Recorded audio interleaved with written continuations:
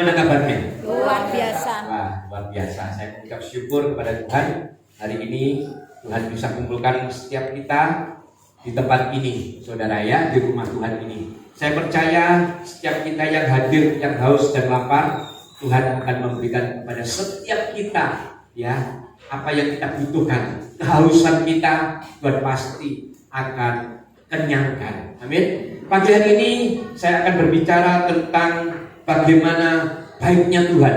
Ya, saudara, saya percaya kita memasuki tahun yang baru ini, tahun yang menurut perkiraan, dan saya percaya juga kita sudah rasakan bersama, tidak semakin baik, tapi seakan-akan semuanya semakin berasa berat, gitu saudara. Karena tahun 2022 ini pandemi juga masih belum berakhir.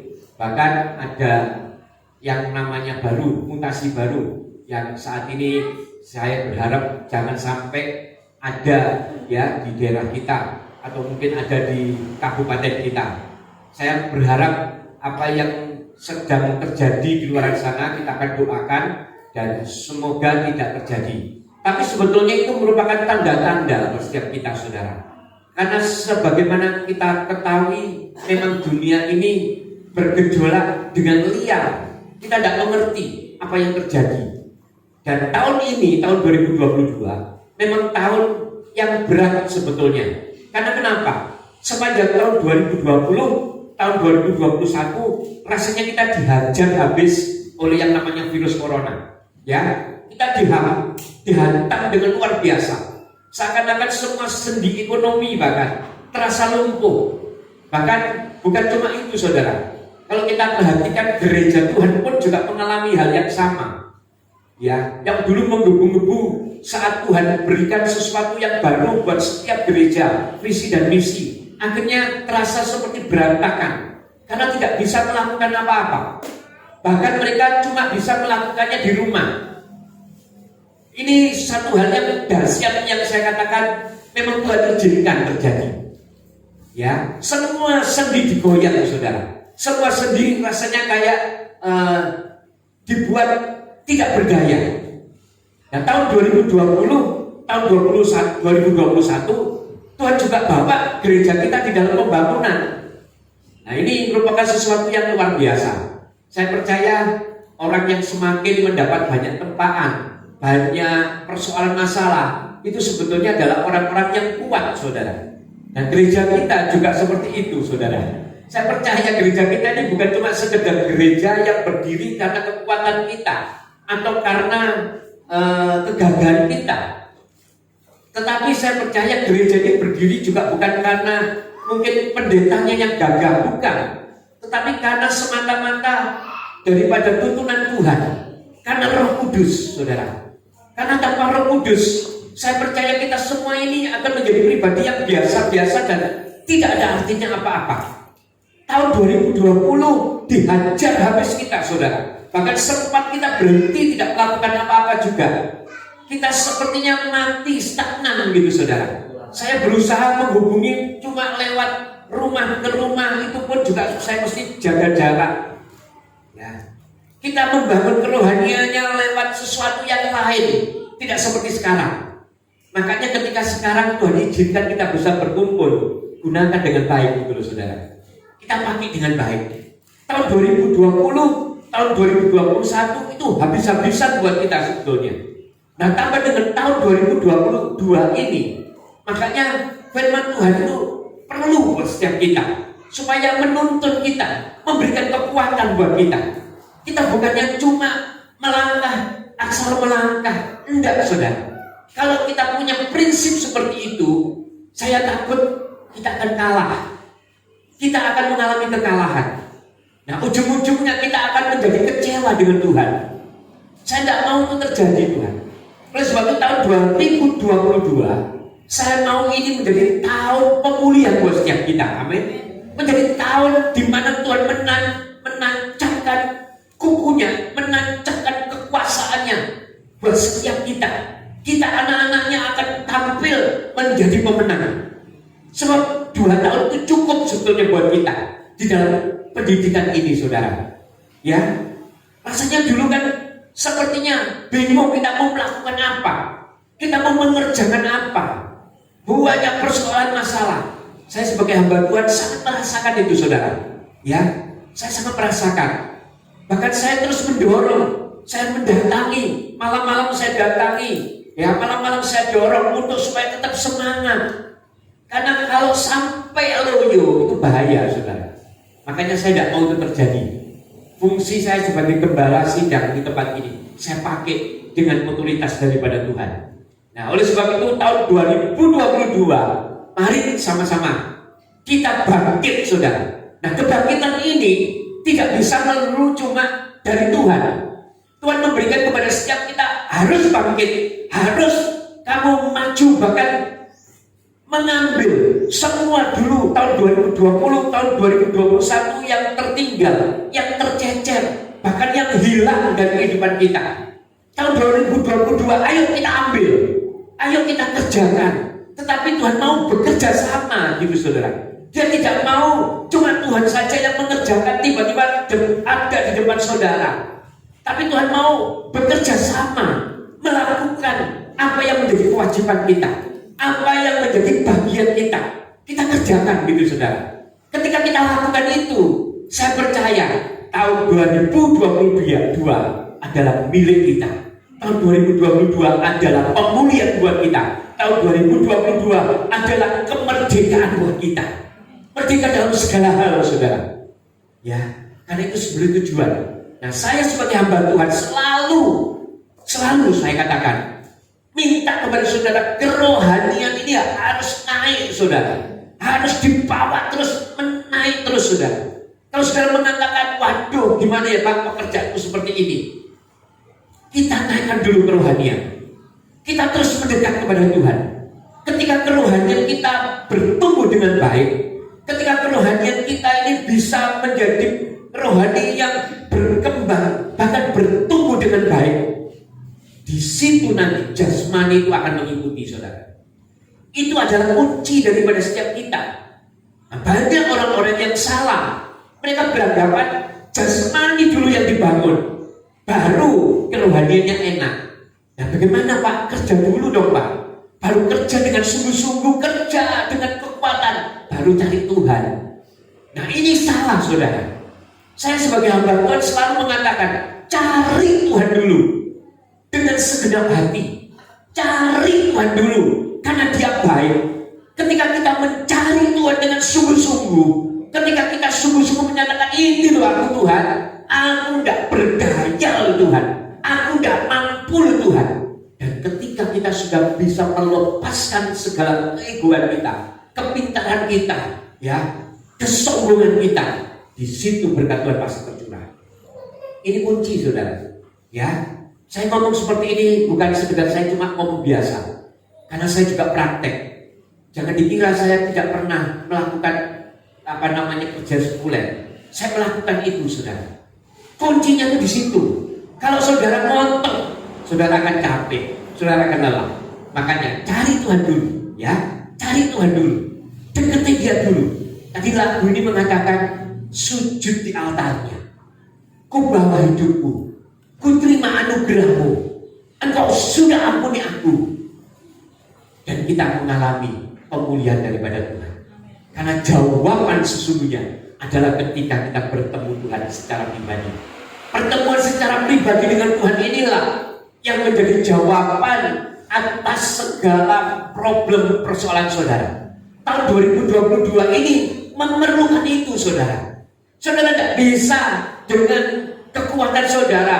Pak, pandemi ini pasti berlalu, corona sudah tidak ada, aku pokoknya mau bekerja. Ya bekerja, tapi jangan lupa cari Tuhan dulu. Kalau engkau cuma bekerja dengan kekuatanmu, engkau pasti akan mengalami kekalahan. Ada satu titik nanti di mana ketika Tuhan izinkan, engkau akan mengalami keletihan dan kelemahan. Nah, Tuhan tidak mau itu, saudara. Anak-anak Tuhan pasti kuat. Amin. Nah, pagi hari ini saya sekali lagi mengatakan Tuhan baik. Ini yang harus kita ingat. Tahun 2022 kita tetap mengingat kebaikan Tuhan. Ayo kita buka Alkitab kita di dalam 1 Tawarik 16 ayat yang ke-34.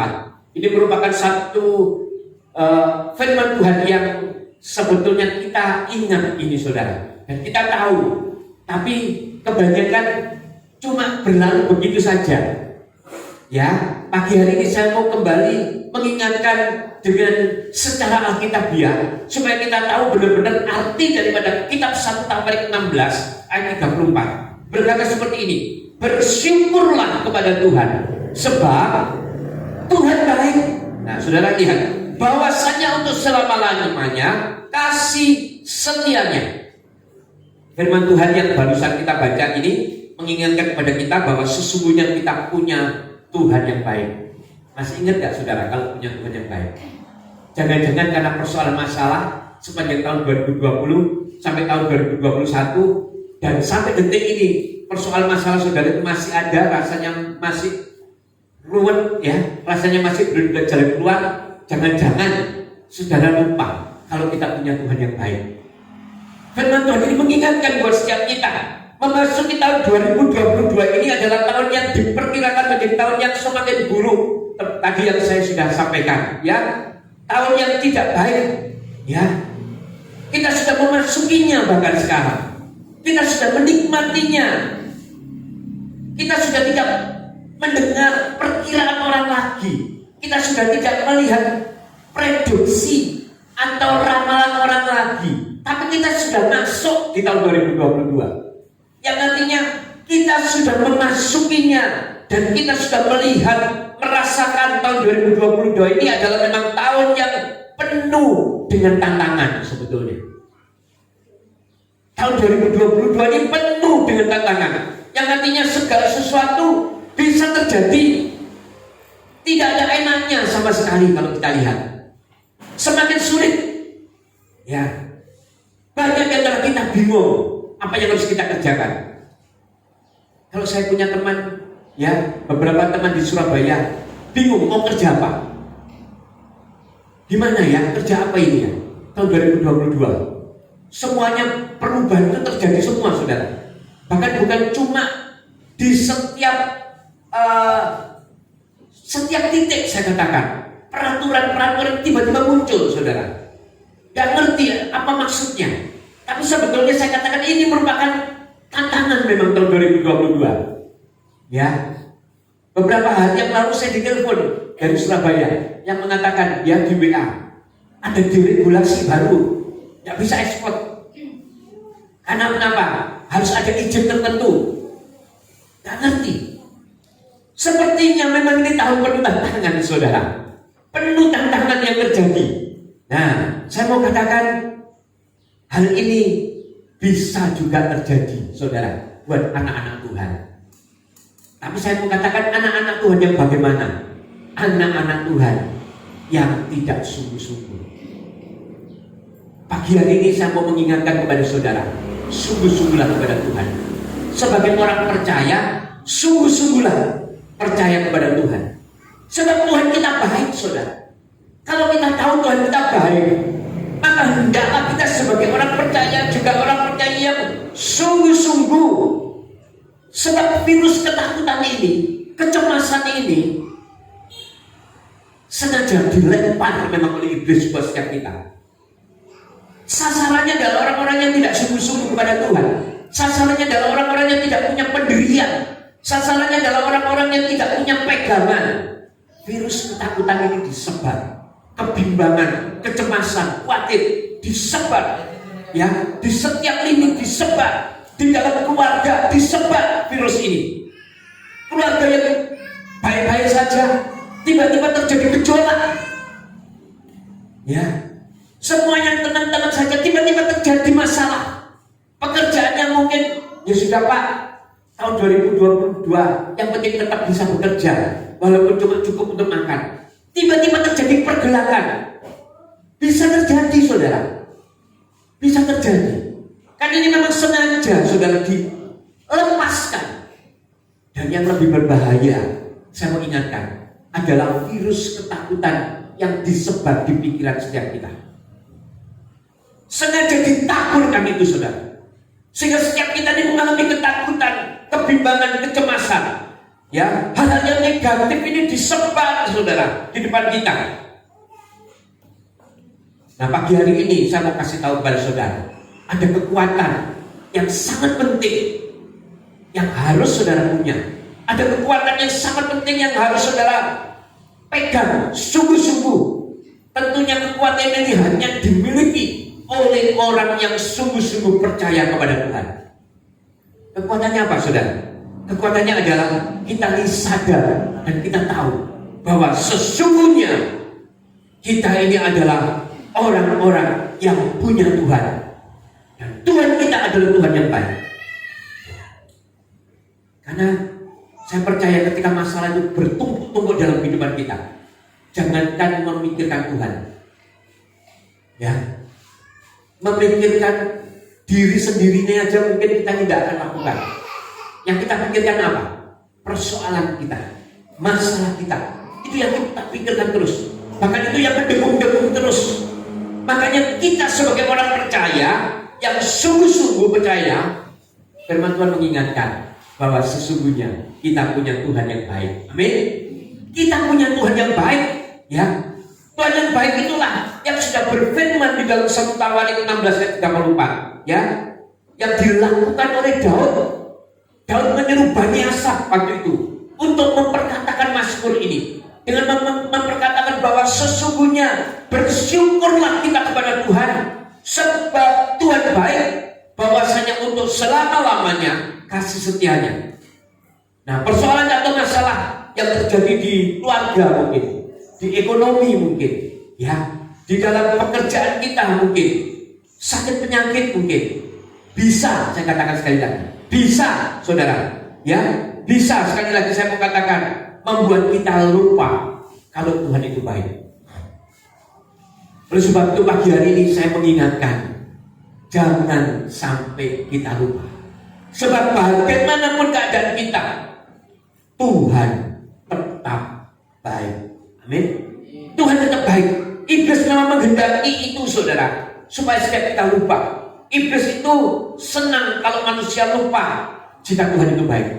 Iblis itu senang, bahkan tujuan iblis, target iblis memang ingin memporak-porandakan keluarga yang baik-baik tiba-tiba terjadi gejolak. Wah, pertengkaran yang luar biasa, sehingga menjadi satu pertengkaran mungkin yang meledak. Nah, ini memang tujuan iblis. Ekonomi mungkin yang berjalan, asal bisa berjalan tiba-tiba bergejolak. Nah, ini hati-hati. Saya mau tetap ingatkan, kita punya Tuhan yang baik. Itu memang tujuan dari iblis. Nah, puji Tuhan saudara, inti firman Tuhan yang barusan kita baca tadi di dalam 1 Tawarik, ya, 16:34 mengingatkan kalau Tuhan baik.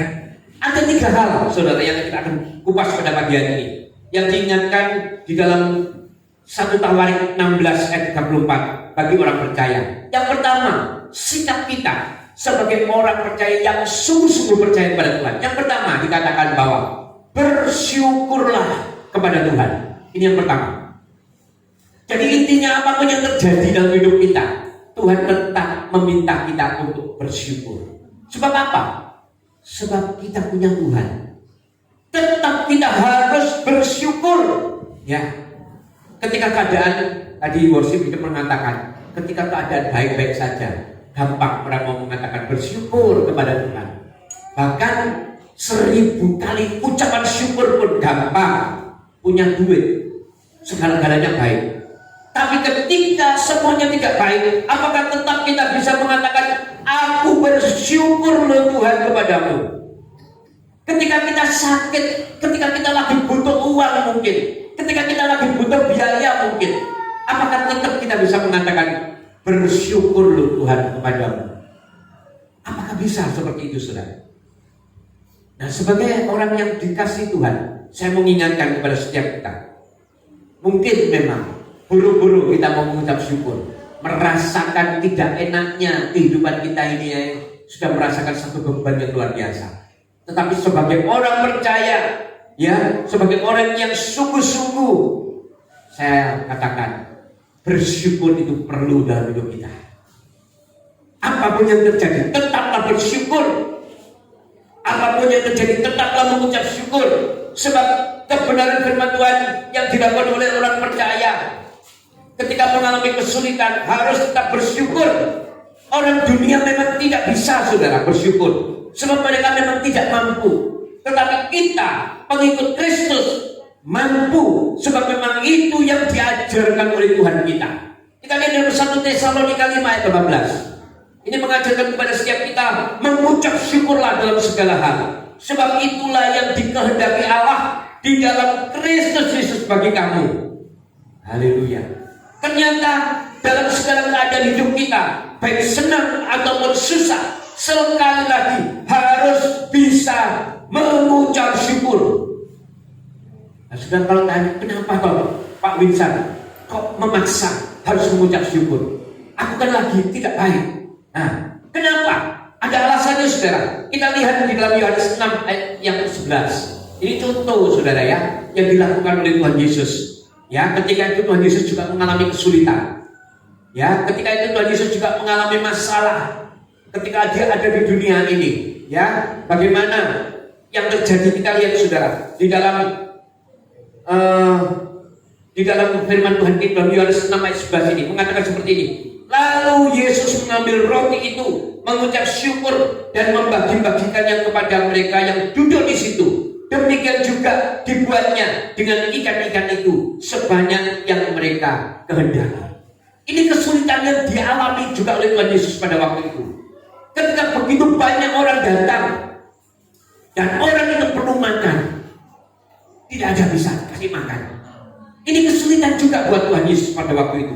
Apa yang dilakukan? Tuhan Yesus mengatakan, ya, dia mengambil, ya, dia memanggil roti yang cuma beberapa ketul, ya, cuma 5 ketul dan 2 ekor ikan. Dikatakan yang dilakukan pertama kali Tuhan Yesus apa, saudara? Mengucap syukur. Lihat, saudara, yang dilakukan pertama kali oleh Tuhan Yesus mengucap syukur. Ya, mengucap syukur. Yang intinya apa, saudara? Ternyata di dalam ucapan syukur itu ada mukjizat. Amin, saudara. Di dalam mengucap syukur ini ada mukjizat. Dan mukjizat inilah yang akan terjadi ketika saudara sungguh-sungguh bisa mengucap syukur. Terus yang kedua, ya, tadi ada 3 hal di dalam 1 Tawarik. Yang kedua, di dalam 1 Tawarik 16 ayat 34, ya, yang kedua apa, saudara? Yang pertama tadi adalah bersyukurlah kepada Tuhan. Yang kedua, sebab Tuhan baik. Nah, sekali lagi saya mau tanya kepada saudara tempat ini. Siapa di tempat ini yang percaya kalau Tuhan itu baik? Ayo kita angkat ke tangan.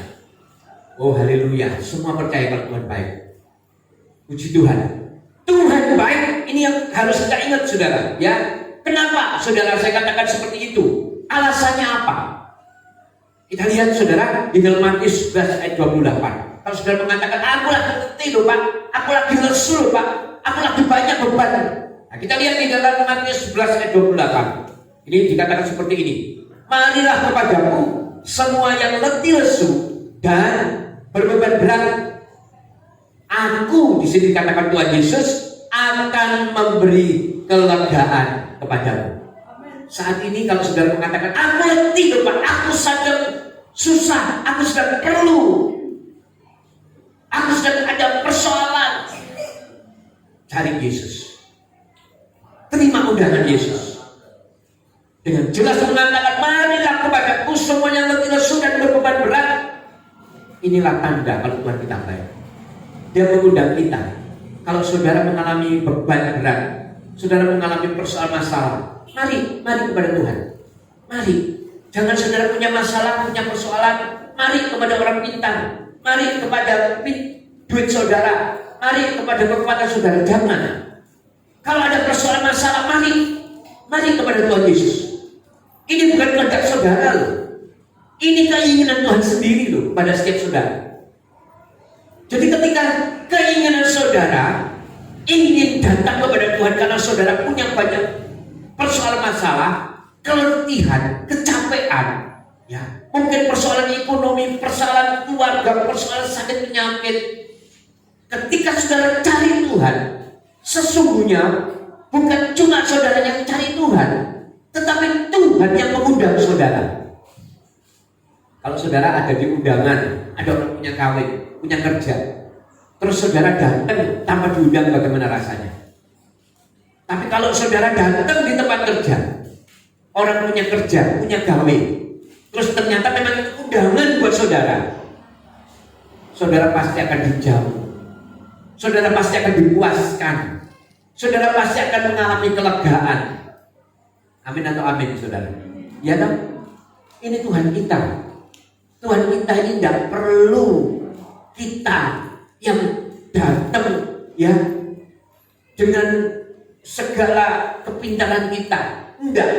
Justru Tuhan kita inilah yang mengundang saudara. Kalau di kota, di kawinan itu saudara, kadang di dalam satu lantai ada berapa lantai itu bisa ini pengantin ini pengantin ini.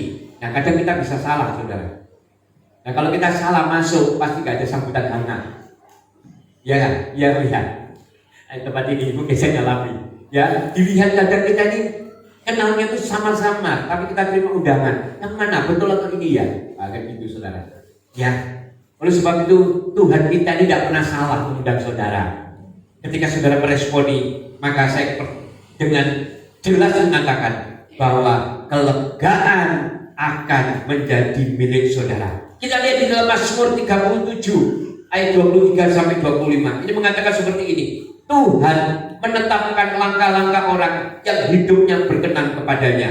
Apabila ia jatuh, tidaklah sampai tergeletak, sebab Tuhan menopang tangannya. Dahulu aku muda, sekarang telah menjadi tua, tetapi tidak pernah kulihat orang benar ditinggalkan atau anak cucunya meminta-minta roti. Amin saudara.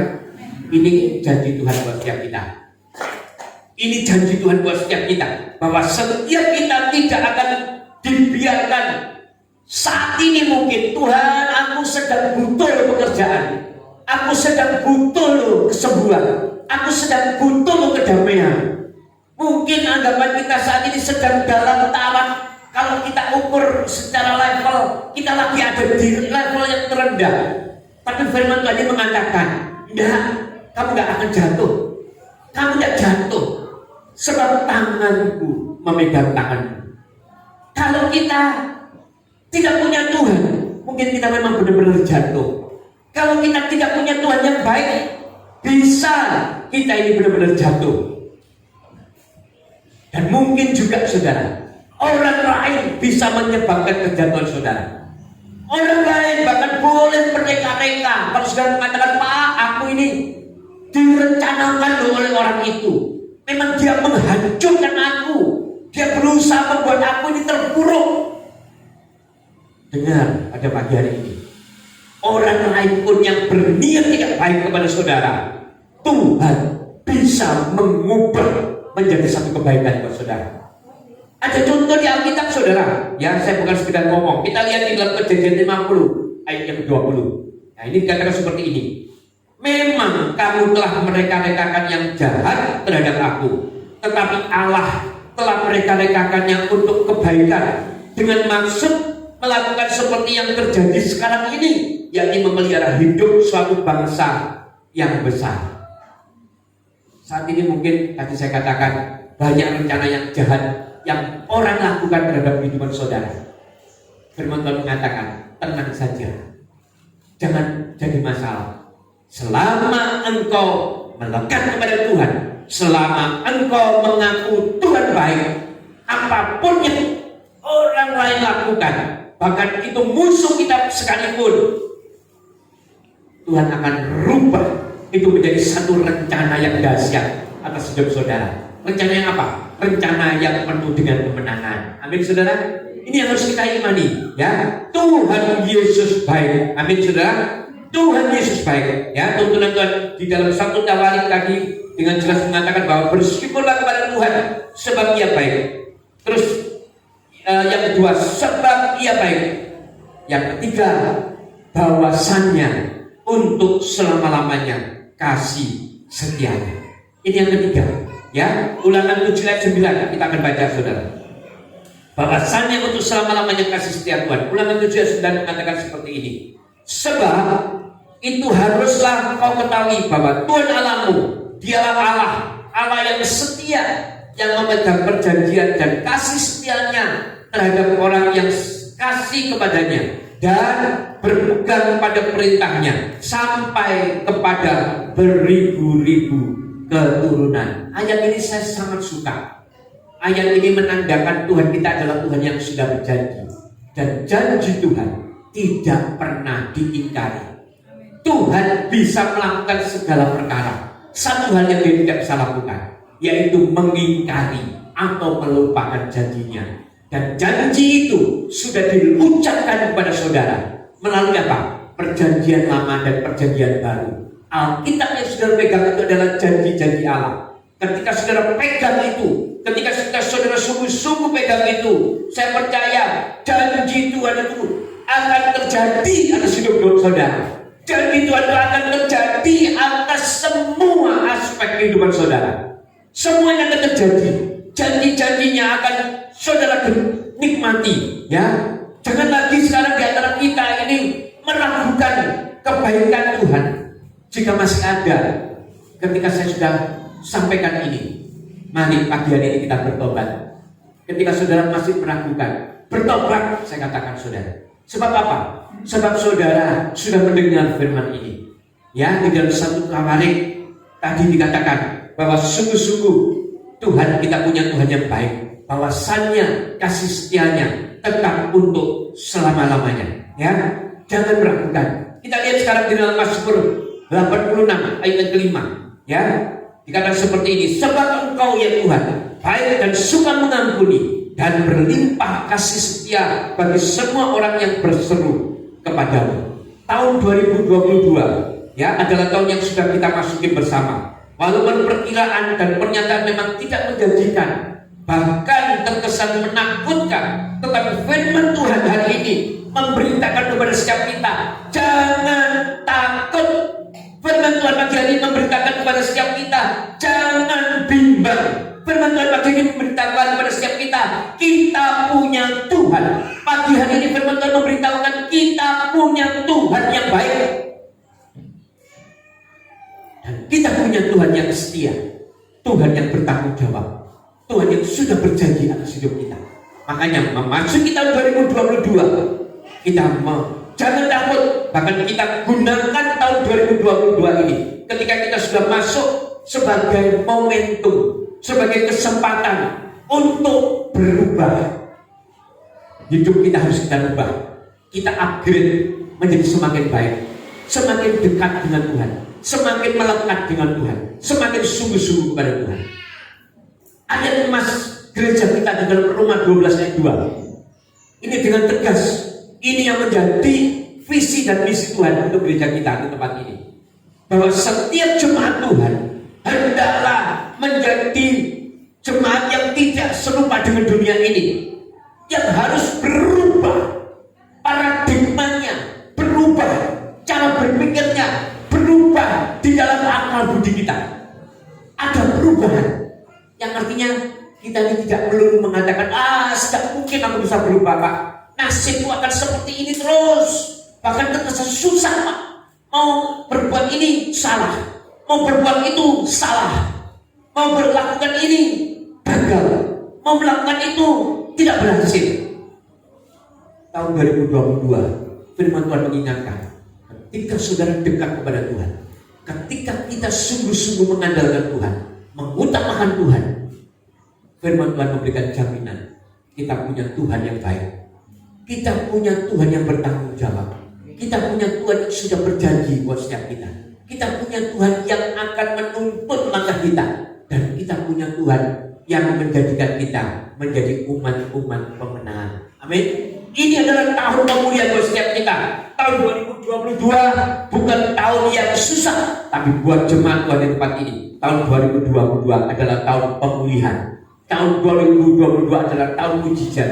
Tahun 2022 adalah tahun di mana kita menikmati kemenangan demi kemenangan bersama dengan Tuhan. Amin. Kuncinya adalah dekat dengan Tuhan. Kuncinya adalah ketika kita menjadi orang percaya yang sungguh-sungguh dengan Tuhan. Amin. Saudara, firman Tuhan pagi hari ini tangkap bahwa kita punya Tuhan yang baik. Jangan pernah takut. Amin. Lakukan apa yang menjadi bagian saudara. Tuhan pasti akan melakukan apa yang menjadi bagian daripada saudara. Ya, firman Tuhan pagi hari ini saya tidak perpanjang. Saya tahu bahwa firman yang sederhana ini biarlah membuat setiap kita mengerti, sadar kembali bahwa sesungguhnya kita adalah umat-umat pemenang yang punya Tuhan yang baik. Saudara, tundukkan kepala, saya akan berdoa. Saya udah komen